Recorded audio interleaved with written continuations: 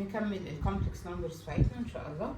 هنا احنا شفنا ازاي بنجيب السكوير روت للعدد وهو في التريك فورم، باخد هاف الانجل وبعدين ازود عليها 180 ديجريز. طب امال بقى لو انا قلت لكم كده يا جماعه انا عندي x بلس y i all square equals negative 19 plus 22i power 21 divided by 1 plus 2i. وجيت قلت لك كده find x and y belong ل r. x and y belong ل r. انا هسيب الحكايه دي هنا، لازم اخلص من الفراكشن ده. وايه i باور 21 دي؟ ازاي بجيب الاي لو ليها باور كبيره؟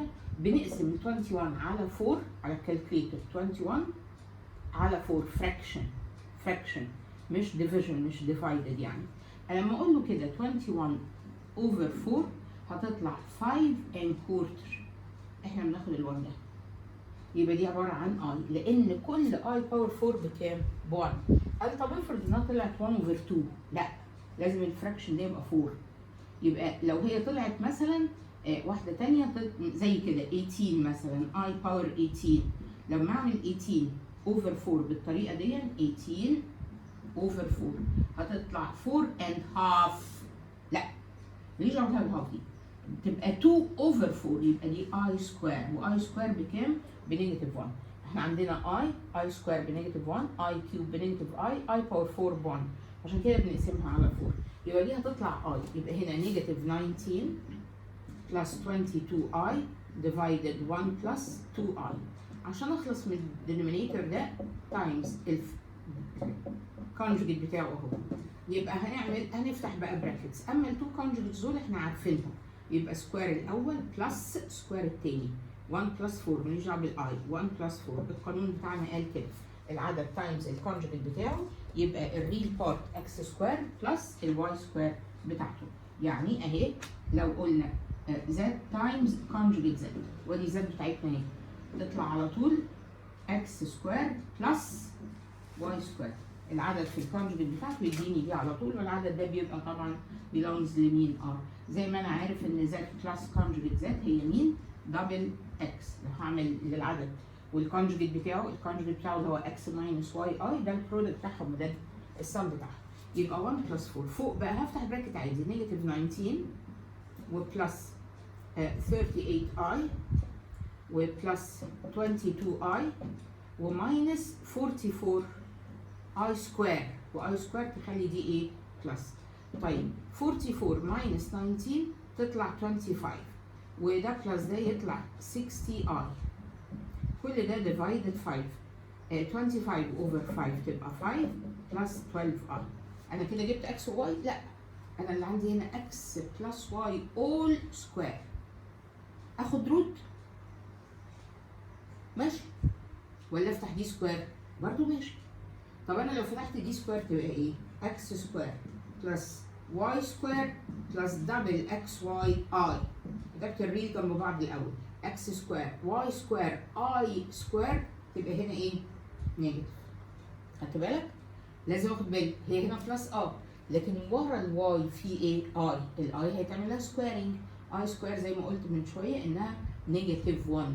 يبقى البراكت ده محفوظ المفكوك بتاعه الاكسبانشن بتاعه، سكوير الاولاني مش بلس سكوير الواي، لا سكوير كل ده، يبقى نيجاتيف واي سكوير بلس دبل ده في ده اهو. نكتب الريل جنب بعض والايماجينري لوحده. 5 بلس 12i. من اولى ثانوي علمناكم الحكايه دي عشان نحل ايكويشن فيها كومبلكس نمبرز، ريل قد ريل، ايماجينري قد ايماجينري. يبقى انا عندي هنا اكس سكوير ماينس واي سكوير ايكوالز 5 and double xy equals 12. ما بنكتبش الار.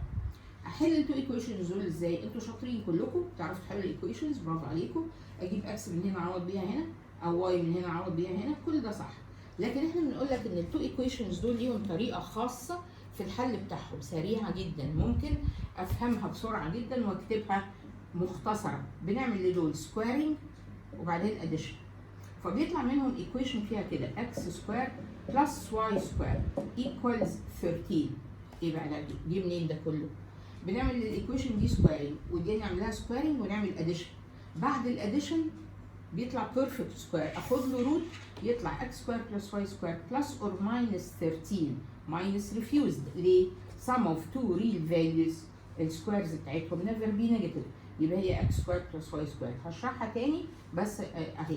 يعني التو ايكويشنز دول لو حد عايز يكتب كل اللي انا قلته ده اهو، انا عندي اكس سكوير بلس واي سكوير هكتبها قدامها وبعدين هشيلها اهو. خليك فاكر انا كنت كاتبه ايه هنا، اكس سكوير بلس واي سكوير ايكوال بوزيتيف 13. الايكويشن دي كلها هعمل لها سكويرنج كل ده، يبقى اكس باور 4 minus double x square y square plus y power 4 equals 25. عندنا فرصة نشيل ال 2 مع ال 12، لا في الحل ده ما بنشيلهاش، بنسيبها 2 كده، ممنوع نشيل ال 2 دي. لما اعمل سكويرنج لدي تبقى 4x square y square equals 144. بعمل ال 2 equations دول addition يطلع x power 4 ده 4 ودي نيجاتيف 2 تبقى بلس دبل x square y square. ده سبب ان احنا ما بنشطبش ال 2 هنا، لو شطبنا ال 2 هيبقى 1، هيبقى دي نيجاتيف 1 ما تعملش بيرفكت سكوير. y باور 4 equal 169. ايه ده؟ بيرفكت سكوير. x سكوير بلس y سكوير all سكوير بلس وماينس 13. لما 169 الاول انا اسفه 169 هاخد سكوير روت يبقى x سكوير بلس y سكوير equal بلس او ماينس 13. الماينس ريفيوز لان دول sum of two squares والتو بارتس اكس واي دول بيلونج للار ما ينفعش يبقوا نيجاتيف، يبقى هي بناخدها 13. ادي الايكويشن اللي كنا كاتباها. احنا ما بنكتبش كل خالص لان دي ويل نون ثيرم، يعني حاجه زي كده في. يبقى الاثنين دول لما اعمل لهم سكويرنج واديشن وده ما ينقصنيش في الامتحان نيفر اطلاقا، هتطلع ايكويشن اسمها اكس سكوير بلس واي سكوير بدل الماينس هتبقى بلس ايكوال مين بقى؟ 13. جت منين دي؟ عارفين لما بتعملوا بايثاغورس ودول التو سايدز بتوع بايثاغورس وتجيب الهايبوتنس ازاي؟ على الكالكوليتر روت ده سكوير بلس ده سكوير هيطلع الريديوس بتاعها اللي هو 13 ده. طيب الايكويشن دي هحط جنبها التوأم بتاعها ده اكس سكوير ماينس واي سكوير ايكوالز 5. وبعدين التو ايكويشنز دول هتعامل معاهم مره بالاديشن ومره بالسبتراكشن. اديشن من غير ما اشطب بايدي، خليها اورال كده قدام عيني. دبل اكس سكوير ايكوالز 18 وده معناه ان اكس سكوير ب 9 وده معناه ان اكس ايكوال بلس وماينس 3. ادي اكس اهي. هعمل لهم ماينس بالقلم الرصاص خفيف، ماينس يعني هغير الاشارات. اكس سكوير اللي تتشطب هيبقى دبل واي سكوير ايكوالز 13 ماينس 5 يعني 8. ال 2 مع ال 8 4 هاخد لها روت يبقى واي بلس وماينس 2 وادي واي كمان. يبقى جبنا مين؟ جبنا اكس واي. فهمنا؟ يبقى الحكايه كلها في ازاي احل التو ايكويشنز دول، ليهم طريقه خاصه في الحل بتاعتهم اريح نفسي واخلص بسرعه. اي عدد عندي على هذا الشكل وهطلب منك جوه الدرس ده جيب زد نيجاتيف زد كونجوجيت زد زد سكوير زد باور 1 4 سكوير روت زد، لازم الاول احطه في الصوره الالجبريك البسيطه دي. فاذا في دينومينيتور اخلص منه بمين؟ بالكونجوجيت في الاول. اتفقنا؟ يبقى ده الطريقه دي. يعني طب والسؤال ده ليه شكل تاني؟ يعني ممكن يبقى له شكل تاني. هقول لك ان اللي قدامك ده اسمه زد وهات لي روت زد، يعني يبقى السؤال مباشر. مباشر ازاي؟ اهو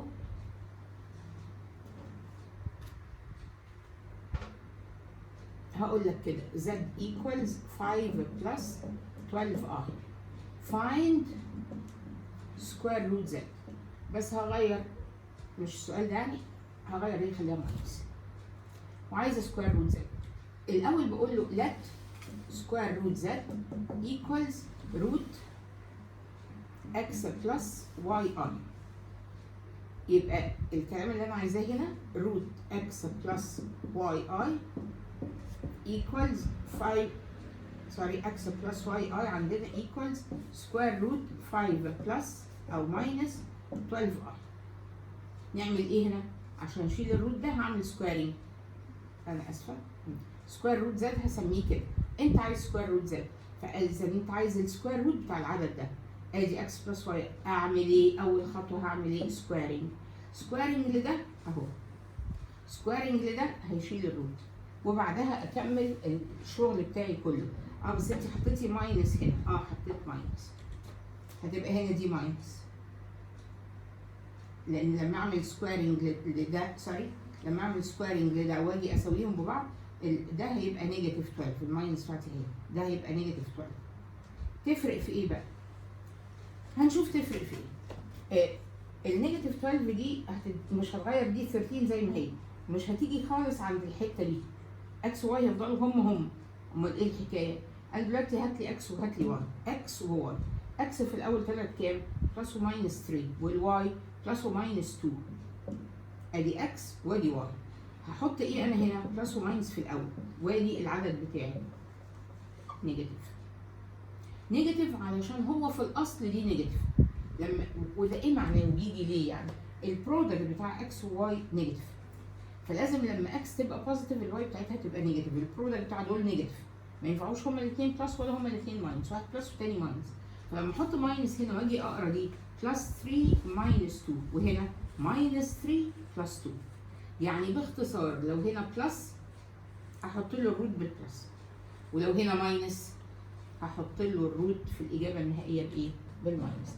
يبقى ده ازاي اجيب الالجبريك، دي اسمها الجبريك ميثود تو فايند سكوير روت زد. طب وهو ما كانش ينفع احول ده تريج، ومن التريج اجيب اخد هاف الانجل وازود 180؟ لو هو طالب سكوير روت انت حر اعمل اللي انت عايزه، تجيبها بالتريج تجيبها بالالجبرا انت حر. لكن عادة لما بلاقيها ارقام التان بتاعتها بتاعت الانجل 12 اوفر 5، مش احد السبيشال انجلز اللي عندنا، على الكالكليتر هتطلع ديجريز ومينتس، ابقى عارف بقى ان الطريقه الاسرع هي ان انا ايه؟ هجيب احط ديجريز ومينتس؟ لا، وعادة هو بيحدد لك بقى الجبريكالي تبقى هي الطريقه دي. انما لو الانجل في الجيفن اصلا بتاعتك، الانجل بتاعتك في الجيفن اصلا هو مديها ديجريز او راديان، يبقى انت هتكمل بديجريز زي ما هو سايبها، يعني تاخد هاف الانجل وبعدين ترجع تزود 180 بتاعتك. طيب واحده تاني هنا كده عايزه اوريها لكم. من شويه كنت قلت لكم حكايه هرجع اكملها. z equals cosine theta minus I sin theta. Find modulus and amplitude أو 1 minus z in trig form. 1 minus z ايه اللي هو بيديهوني ده؟ z اهي، وعايز 1 minus z. قال طيب نعمل ايه بقى؟ 1 minus z عبارة عن، احنا مش هنظبط العدد ده ولا ايه؟ خليه دلوقتي اما اشوف ال1 ده هيعمل فيه ايه. 1 minus cosine theta plus I sin theta minus كل ده في ماينس قدام. ال1 هنا ريزل، من شويه كان في 1 بس كان في جنبها كوزاين باي اوفر 3، فعملنا الكوزاين 60 بهاف وكملنا زودناه على 1. انما هنا اعمل ايه؟ التانية ثانوي كنا دايما نقول لك كده، الكوزاين اول ما تشوف 1 جنبها تقول له هشطبك. انا عندي قانونين يشطبوك. مين بقى؟ انا اعرف ان كوزاين ثيتا ليها قانونين، 2 كوزاين سكوير ثيتا اوفر 2 ماينس 1 او 1 ماينس 2 ساين سكوير ثيتا اوفر 2. هاف الانجل دبل كوزاين سكوير، هي ليها واحد ثالث كمان اللي هو كوزاين سكوير ثيتا اوفر 2 ماينس ساين سكوير ثيتا اوفر 2. لا احنا هنعوز دول اللي فيهم 1. ال1 ده قدامه بلس، ادي 1 ماينس، انا هعوض عن كوزاين ثيتا دي، اعوض عنها باللي فيه ساين ولا اللي فيه كوزاين؟ اللي فيه ماينس 1 ولا اللي فيه 1؟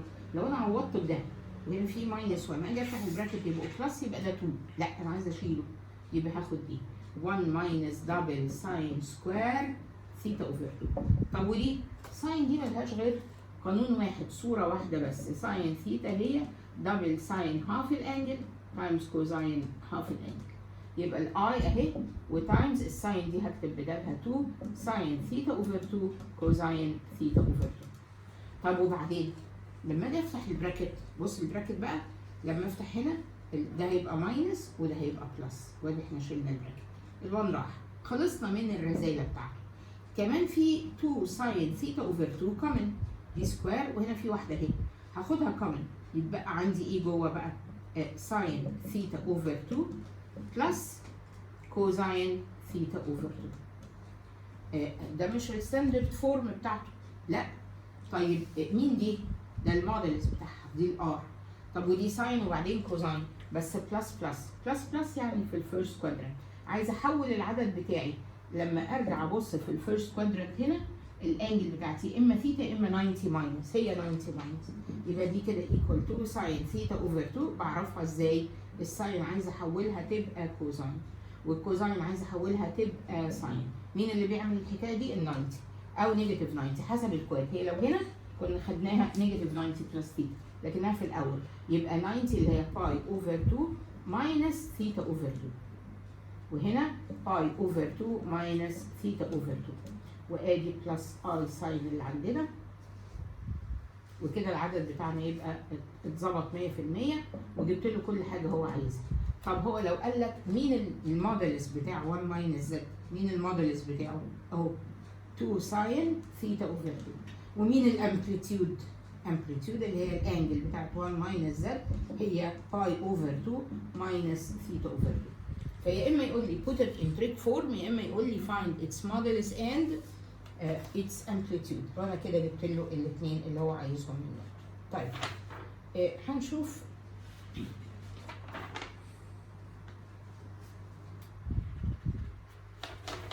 في مسألة في page 13.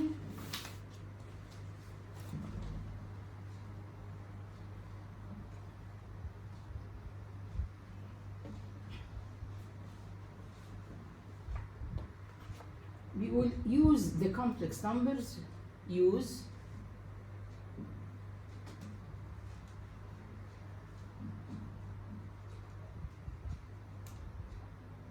to prove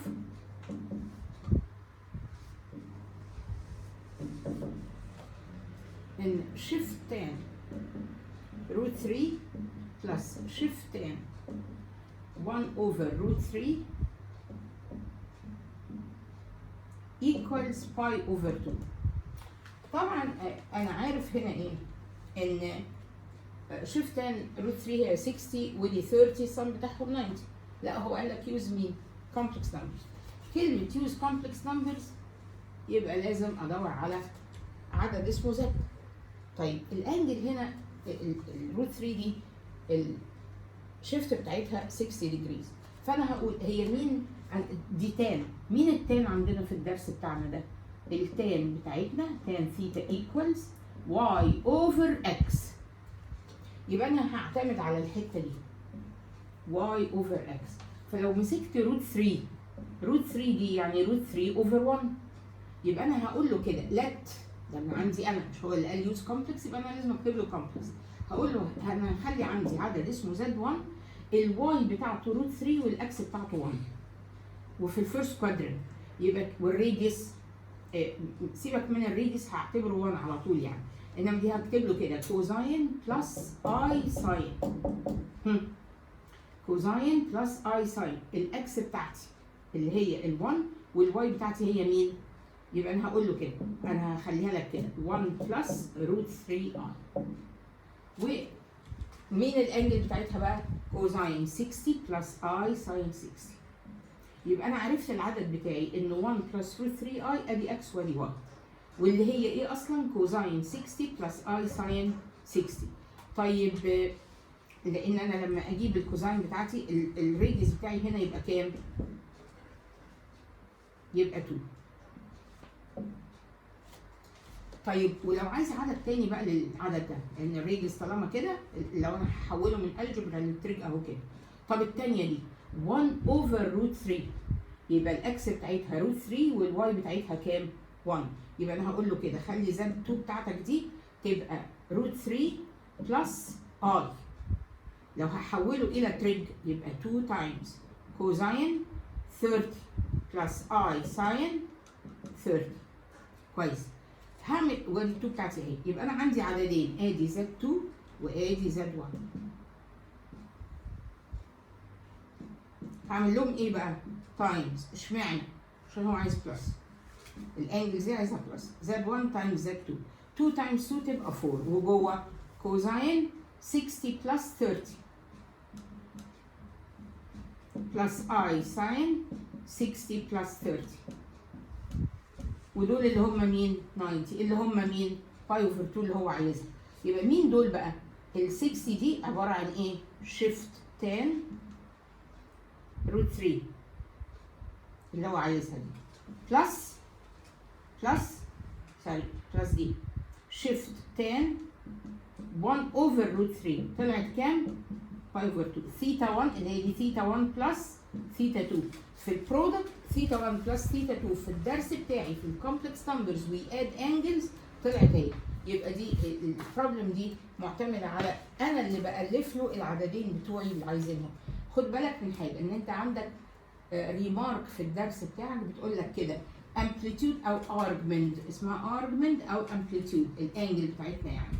بيقول كده ارجمنت Z1 بلس ارجمنت Z2 اللي هي ثيتا 1 بلس ثيتا 2 اد ارجمنت مين؟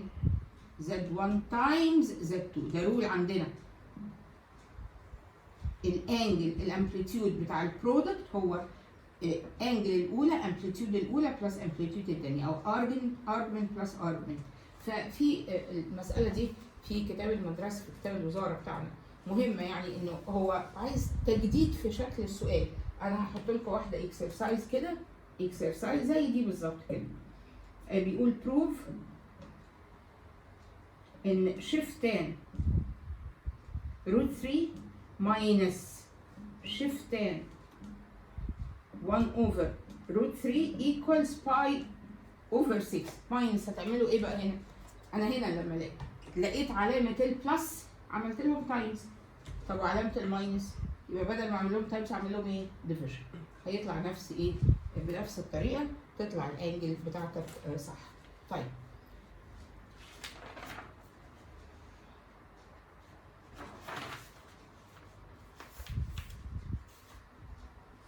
عندنا درس الأوميجا.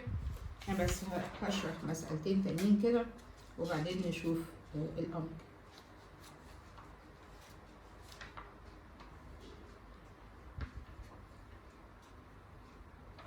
في problem في page 14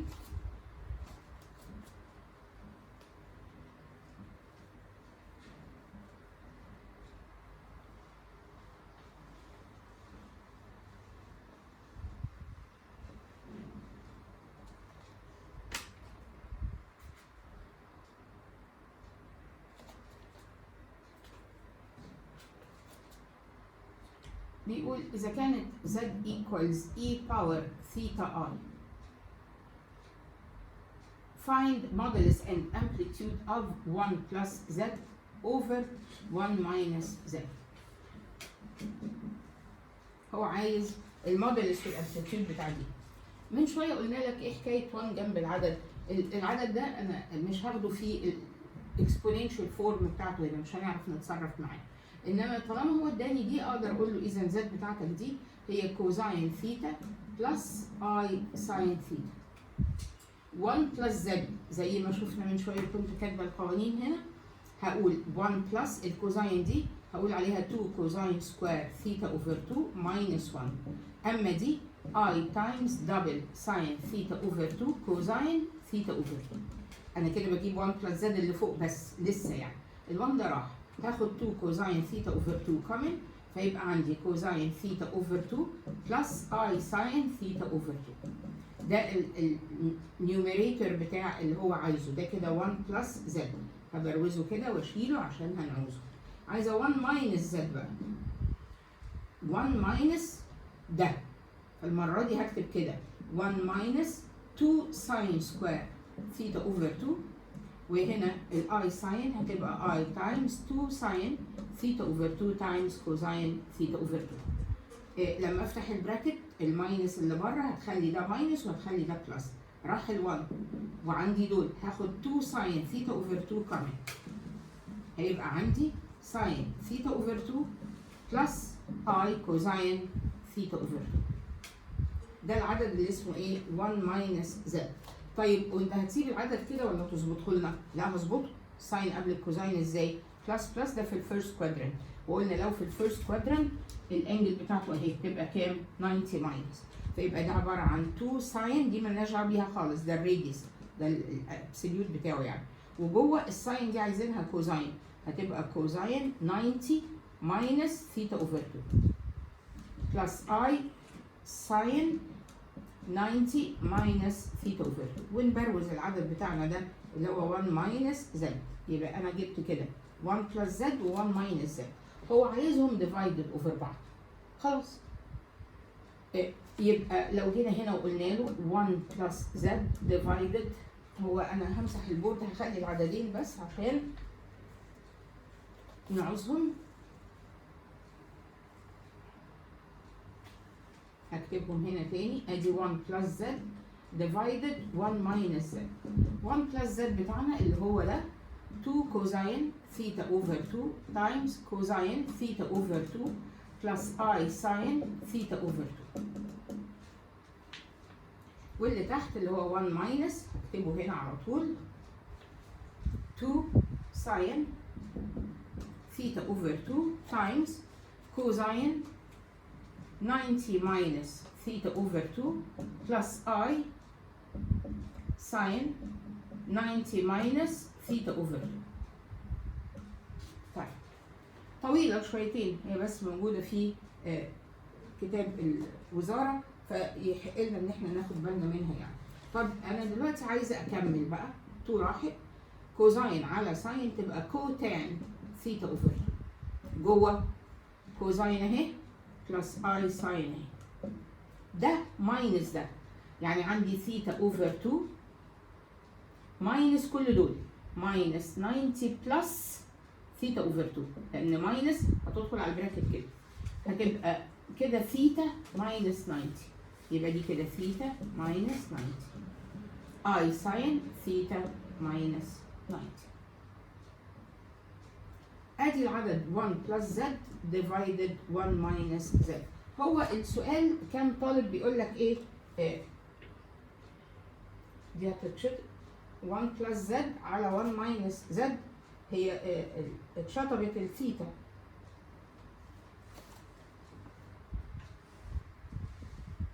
كان في غلطة هنا في 1 ماينس زد، نعمل 1 ماينس زد تاني عشان اصلح ده. 1 ماينس زد، 1 اللي هي ملناش دعوة بيها، وزد عندنا اللي هي ماينس هتفتح البراكت ده كله، انا فتحتها على واحدة بس، نيجاتيف كوزاين ثيتا نيجاتيف اي ساين ثيتا. فهنا 1 ماينس الكوزاين بتاعتنا دي خدنا بدالها 1 ماينس دبل ساين سكوير ثيتا اوفر 2 وماينس اي تايمز دبل ساين ثيتا اوفر 2 كوزاين ثيتا اوفر 2. ال1 لما فتح البراكت هنا هيغير دي راحت، فخدنا 2 ساين ثيتا اوفر 2 كومن، فتبقى ساين ثيتا اوفر 2 ماينس اي كوزاين ثيتا اوفر 2. يبقى هاخد ده نيجاتيف 90 بلس ثيتا اوفر 2، يبقى هنا في نيجاتيف 90